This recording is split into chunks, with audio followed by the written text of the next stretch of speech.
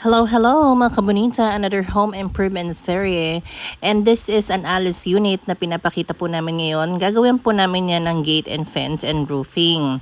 So yan po yung itsura ng kanyang labas nung inocular po namin para po pag-send po namin ng coat ay tama po. So yan po, after po na maipasa po namin yung A3 plan sa developer and ma-approve, so dadali na po namin siya sa City Hall for fencing and zoning permit. So once approved, start na po ang aming home improvement. Then after 3 weeks, estimated timeline po namin kay client. So ito na po yung kanyang finished gate and fence with roofing. So mapapansin niyo po, meron pong graba dyan po sa labas. So yan po yung standard na kailangan pong gawin natin sa ating utility easement since that is not part of our property. And then mapapansin niyo po, plastered finish din po yung magkabilang bakod. And then yan po, naglagay po kami ng drainage bar para po kung kayo po ay maglalaba or magka-car wash, ang tubig po ay lalabas, hindi po sa kalsada, kundi dyan po ang daan niya sa drainage bar.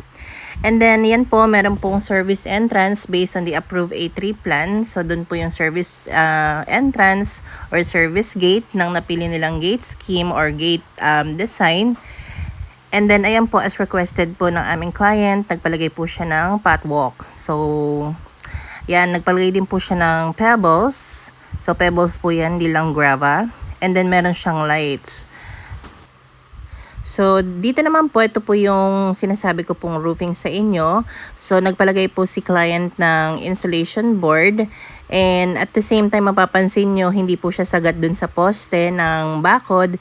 May 1 meter setback and that is based on the approved A3 plan. So, sundin po natin kung ano po yung nasa approved A3 plan para po iwas violation.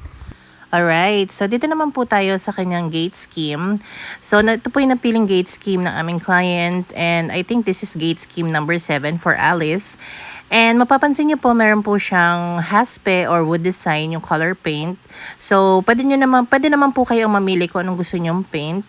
And very aesthetic yung kanyang napili since black yung frame ng kanyang gate and brown. Since yun po yung very trendy. And kasama din po sa gate and fence yung post lamps kapag kayo po ay nagpa-gate and fence. And at the same time, kung gusto nyo po na may platform dyan, it's your own prerogative pa rin po. So, yun lang po. So, message lang po kayo sa amin for a free coat. And of course, since summer season, mas maganda po magpagawa ng exterior para po habang wala pong ulan. So, yun lang po. Sana i-inform po namin kayo sa aming mga home improvement na mga restrictions, guidelines, and of course, nag-enjoy din po kayo sa mga napapanood niyo pong video sa amin. So, very neat. Yun lang. Bye for now.